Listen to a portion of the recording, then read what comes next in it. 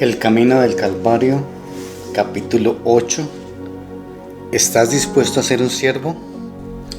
No hay nada más claro en el Nuevo Testamento como el hecho de que nuestro Señor Jesucristo espera que tomemos esa humillante posición de siervos, lo cual no es un deber adicional que podemos aceptar o rechazar a nuestro antojo, sino el centro mismo de esa nueva actitud que el discípulo debe adoptar hacia Dios y hacia los demás si desea tener en su vida comunión con Cristo y cierto grado de santidad. Cuando comprendemos la humillación y anonadamiento que implica el ser siervo, viene a ser evidente que solo aquellos que de una manera muy decidida han determinado vivir a la sombra del Calvario, contemplando siempre la humildad y el quebrantamiento que el Señor Jesucristo tuvo que sufrir por nosotros, son los que verdaderamente están dispuestos para desempeñar tales puestos. A medida que nos acerquemos a este tema y sus detalladas aplicaciones prácticas en nuestra vida, encontraremos que hay 3 puntos preliminares que necesitan ser mencionados para que podamos comprender lo bajo y humilde de la posición que Él quiere que tomemos. En el Antiguo Testamento se hace mención de 2 clases de siervos: los asalariados, que ganaban su jornal y gozaban de ciertos derechos, y los esclavos de por vida, quienes no gozaban de jornal ni de derecho alguno. A los hebreos les estaba prohibido tener esclavos para siempre de su misma raza. A ellos solo les era permitido tener esa clase de esclavos de entre los gentiles. No obstante, cuando llegamos al Nuevo Testamento, la palabra que en griego significa siervo del Señor Jesucristo no es la que se usa para jornalero, sino para esclavo, lo cual está diciéndonos claramente que nuestro lugar es tal que no tenemos ningunos recursos ni derechos para hacer reclamos, que somos propiedad absoluta de nuestro amo y Señor, quien puede disponer de nosotros y tratarnos como a Él le plazca. Además, veremos aún más claramente cuál debe ser nuestra posición si comprendemos que debemos ser los esclavos de aquel quien por su propia voluntad tomó la forma de siervo. Nada puede mostrar mejor la asombrosa humildad del Señor Jesucristo, de quien tendremos que ser sus esclavos, que las siguientes palabras: siendo en forma de Dios, no estimó el ser igual a Dios como cosa a que aferrarse, sino que se despojó a sí mismo, tomando forma de siervo. Filipenses 2, 6 y 7. Sin ningún derecho, dispuesto a ser tratado según la voluntad del Padre y la malicia de los hombres, con tal de que de esa manera pudiera servir a la humanidad y traerla de nuevo a Dios.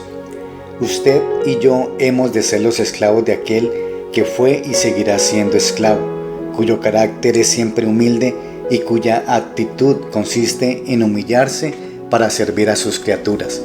Cuán infinitamente baja es, pues, nuestra verdadera posición, y cómo nos demuestra lo que significa ser regidos por el Señor Jesús. Esto nos lleva todavía más allá. Nuestra servidumbre para con el Señor Jesucristo debe expresarse en servidumbre para con nuestro prójimo. San Pablo dice: no nos predicamos a nosotros mismos, sino a Jesucristo como el Señor, y a nosotros como vuestros siervos por amor de Jesús. Segunda de Corintios 4:5. La manera como el Señor Jesucristo va a juzgar nuestra actitud hacia Él dependerá de nuestra actitud de humillación hacia nuestro prójimo. El no estar dispuestos a servir a otros costosa y humildemente es considerado por el Señor como falta de voluntad para servirle, rompiendo así nuestra comunión con Él. Ahora hemos llegado a una posición que nos permite aplicar lo anterior de una manera mucho más personal a nuestras propias vidas. Hace algún tiempo Dios me habló mediante Lucas 17:10. ¿Quién de vosotros, teniendo un siervo que ara o apacienta ganado, al volver él del campo luego le dice: pasa, siéntate a la mesa? ¿No le dice más bien: prepárame la cena, cíñete y sírveme hasta que haya comido y bebido, y después de esto come y bebe tú? ¿Acaso da gracias al siervo porque hizo lo que se le había mandado? Pienso que no. Así también vosotros, cuando hayáis hecho todo lo que os ha sido ordenado, decid: siervos inútiles somos, pues lo que debíamos hacer, hicimos. Encontramos en este pasaje 5 características del esclavo. En primer lugar, debe estar listo para cargar con una responsabilidad tras otra sin que por ello haya de merecer ninguna consideración. Después de un día de arduo trabajo en el campo, el siervo de la parábola tenía que preparar enseguida la comida de su amo y además servir la mesa antes de haber comido alimento alguno. Y lo hizo sin esperar otra clase de trato. Pero nosotros, qué poco dispuestos estamos para actuar así. Cuando algo semejante se espera de nosotros, cuán rápido aparecen las murmuraciones y amarguras en el corazón. Al comenzar a murmurar, obramos como si tuviésemos algunos derechos, pero el siervo que es esclavo no tiene ninguno. En segundo lugar, el siervo no debe esperar que se le agradezca su fiel cumplimiento.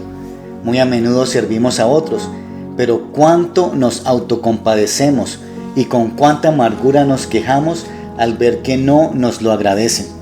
Pero el siervo, el esclavo, debe despreocuparse por completo de tal agradecimiento. El jornalero puede esperar algo, pero no así el esclavo. Tercero, habiendo hecho todo esto, no debe culpar a otros de ser egoístas. Cuando leí este pasaje, no pude menos que pensar que el amo era algo egoísta y falto de consideración. Pero el esclavo no pensaba así.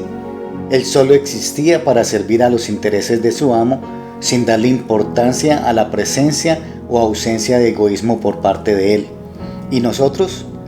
Tal vez estemos listos a permitir que otros se nos impongan y a que no nos lo agradezcan, pero en nuestro interior los culpamos de egoístas.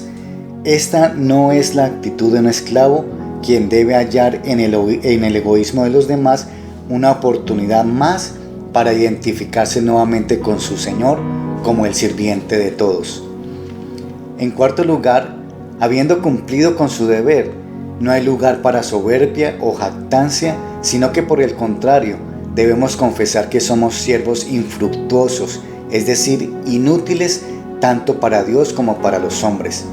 Necesitamos confesar una y otra vez que en nosotros, es decir, en nuestra carne, no mora el bien y que si hemos servido, no es por nosotros mismos, cuyo corazón es por naturaleza soberbio y reacio, sino solo por el Señor Jesús, quien mora en nosotros y nos ha dado la buena voluntad para hacerlo. El fondo de nuestro egoísmo es aplastado al llegar al quinto y último lugar, el de reconocer que en nuestros hechos y comportamiento, al tomar el camino de humildad y mansedumbre, no nos hemos excedido ni en un punto más de lo que era nuestro deber. Dios hizo al hombre en primer lugar sencillamente para que fuera su esclavo, pero el pecado ha consistido siempre en no querer serlo. Su restauración, pues, solo puede ser a la posición de esclavo. Por lo tanto, el hombre que consiente en tomar esa posición no ha hecho nada meritorio, puesto que para eso fue creado.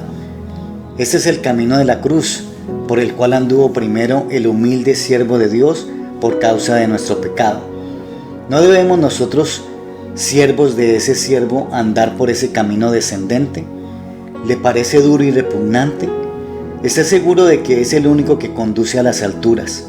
Por él alcanzó el trono nuestro Señor Jesucristo, y por él alcanzaremos nosotros el lugar de poder, autoridad y fecundidad espirituales. Los que por él pasan poseen almas radiantes y gozosas, rebosantes de la vida de su Señor. Han hallado que es verdad, tanto para ellos como para él, que el que se humilla será ensalzado. Aunque anteriormente la humildad era una desagradable intrusa que muy raras veces se toleraba, ahora es la aliada de las almas de aquellos con quienes se ha unido para siempre.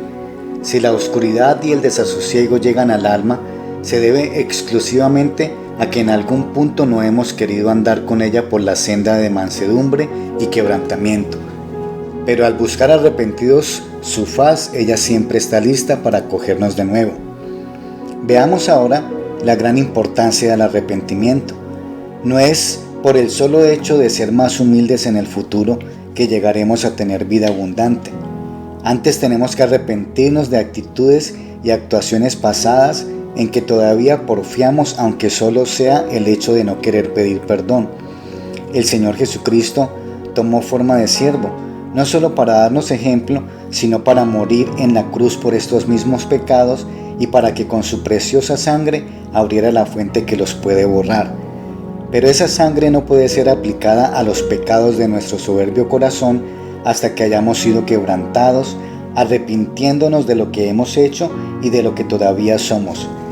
Esto significa que debemos permitir que la luz divina penetre hasta el más pequeño rincón de nuestro corazón y alcance a todas y cada una de nuestras relaciones.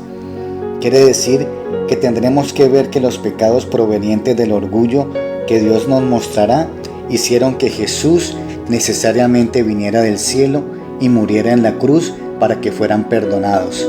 Significa no solo confesarle y pedirle perdón a Él, sino también a otros, y eso sí que es verdaderamente humillante. Pero a medida que nos arrastremos por la puerta de los quebrantados, saldremos a la luz y gloria del alto camino de santidad y humildad.